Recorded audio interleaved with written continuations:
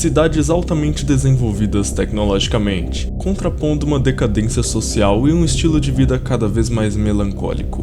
Ruas e becos iluminados pelo neon de fachadas de lojas e edifícios residenciais e corporativos cada vez mais verticalizados. Sejam muito bem-vindos ao Cyberpunk.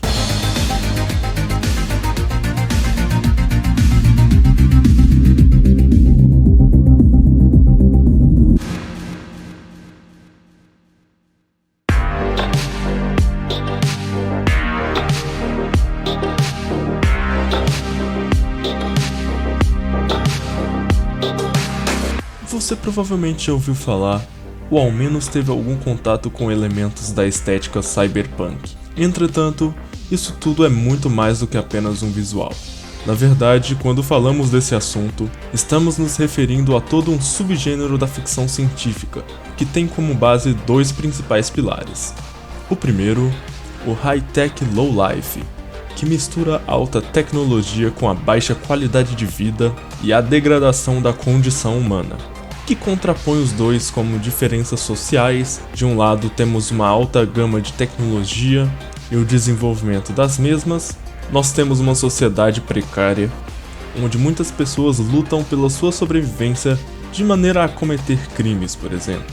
E o segundo pilar seria o domínio corporativo, contando com a presença de megacorporações que controlam e exploram as camadas mais vulneráveis da sociedade, exercendo poder e soberania sobre o cotidiano das pessoas. Esse contraste é o que dá a vida ao universo cyberpunk. Enquanto arranha-céus brilham com painéis holográficos e veículos voadores cortam o céu, as ruas abaixo estão cheias de pobreza, criminalidade e desespero. Além disso, uma marca registrada do gênero é a resistência, a qual é caracterizada pelos hackers, rebeldes e grupos terroristas que tentam a todo custo lutar contra o sistema opressor, utilizando a própria tecnologia como arma. Esses indivíduos representam a luta pela liberdade em um mundo onde a privacidade é quase inexistente e as corporações sabem mais sobre você do que você mesmo. E é claro, não podemos nos esquecer dos implantes cibernéticos. Essas modificações corporais são feitas para atender a demandas específicas, seja aprimorar habilidades físicas, acessar redes digitais diretamente pelo cérebro ou simplesmente substituir partes do corpo danificadas.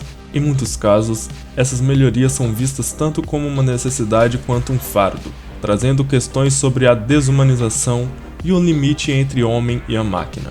Também não podemos deixar de fora disputas territoriais, como até no mundo real, pela parte de diversas gangues, onde um determinado local é dominado por uma gangue X, e claramente existem conflitos entre gangues, gerando uma visão bem polarizada do mundo das ruas.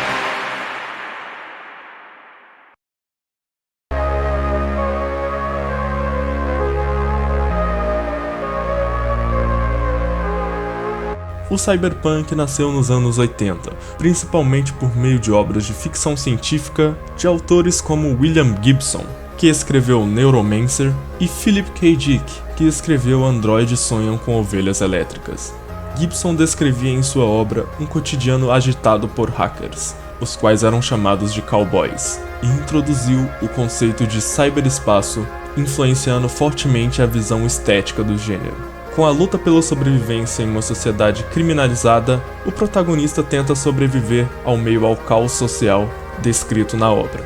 Já Philip inspirou obras futuras, como o próprio filme Blade Runner, de 1982, explorando conceitos como a paranoia, a identidade própria e o impacto da tecnologia na realidade em que vivemos. Temas inclusive bastante recorrentes atualmente, com o avanço da tecnologia e as inteligências artificiais. E claro, não podemos deixar de fora as influências do movimento punk e da contracultura na construção da identidade desse gênero, o que levou como características cruciais para obras mais contemporâneas. E aqui mencionarei as principais obras da cultura pop, como livros, filmes, séries e games, que utilizam desse movimento ou similar para construir suas narrativas. Vou começar citando os principais filmes e séries que eu encontrei, que destacam bastante a estética cyberpunk. Como mencionado, temos o Blade Runner de 1982 e de 2017. O próprio filme Matrix possui algumas referências ao gênero, Vingador do Futuro, Robocop e Altered Carbon. Indo para os animes, nós temos o Akira, Ghost in the Shell, Cowboy Bebop e Cyberpunk Edge Runners. E os games também utilizam muito dessa estética, principalmente pelo mais famoso de todos, que foi o Cyberpunk 2077, mas também temos outros jogos que exploram um pouco dessa estética, que é o Stray, Ghost Runner, Snatcher, Cloudpunk e o Mullet Mad Jack. Se você não conhece essas obras e se interessa pelo gênero, vale a pena dar uma olhada.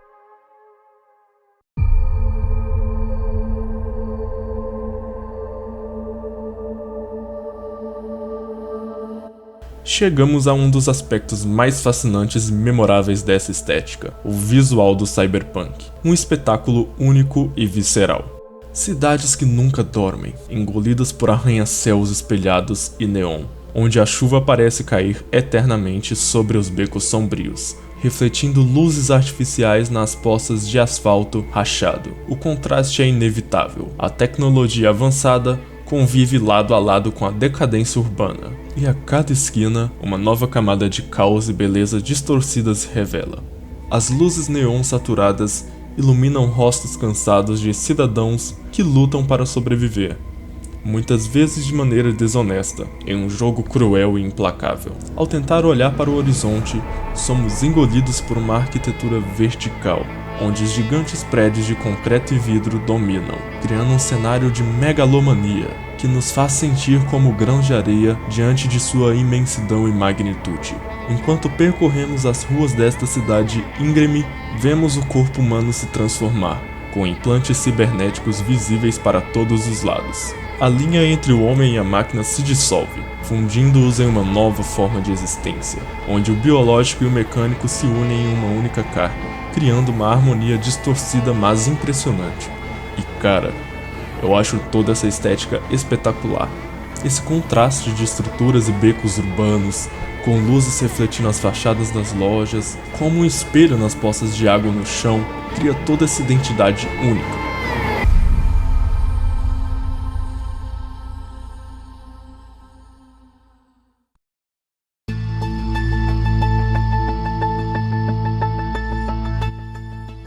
Saindo agora da ficção, não é difícil comentar sobre como essa estética se encontra presente, e muito mais do que a gente pensa no dia a dia. Mas nós muitas vezes nem paramos para pensar nisso. Megalópolis altamente iluminadas à noite com arranha-céus, construções verticais e o contraste urbano são os principais pontos analisados por mim quando o assunto se trata do gênero. Hoje em dia é muito mais fácil encontrar semelhanças com o Cyberpunk por cada vez mais as cidades estarem se desenvolvendo e escolhendo o padrão vertical, onde casas e estruturas mais horizontais são substituídas por prédios e estruturas altas. E eu poderia ficar horas aqui citando cidades e lugares que se assemelham com tudo isso, mas principalmente países asiáticos como a China, o Japão e a Coreia do Sul são responsáveis por uma melhor definição desses conceitos fisicamente, além do dia a dia agitado da população. Acredito que Hong Kong seja uma das que mais se aproxima dessa estética, juntando, principalmente de noite, as luzes da cidade enquanto é banhada pelo mar da China Meridional. Olha isso, cara, é simplesmente fantástica essa fotografia. Mas enfim, vou mencionar aqui alguns lugares que eu encontrei, que se aproximam ao máximo dessa estética, além de Hong Kong, é claro. E cara, até São Paulo e o Rio de Janeiro são consideradas as cidades mais cyberpunk pelo Mike Pondsmith, que é consultor da CD Projekt do Cyberpunk 2077, e também o criador do RPG de mesa Cyberpunk 2020. E até que tem uns pontos assim, meio cyberpunk, né, se você parar pra olhar a Avenida Paulista, com os prédios mega desenvolvidos, o jogo de luzes, e com certeza existem muitos lugares que se assemelham a essa estética, mas com certeza eu não vou conseguir listar aqui.